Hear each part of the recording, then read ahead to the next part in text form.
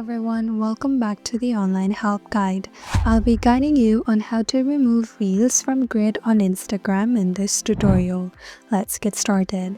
Start by opening Instagram on your device. Tap on your profile at the bottom right. Here, as you can see on my profile, there are multiple reels now. Now to remove them, tap on the three dots at the top right of the reel that you want to remove.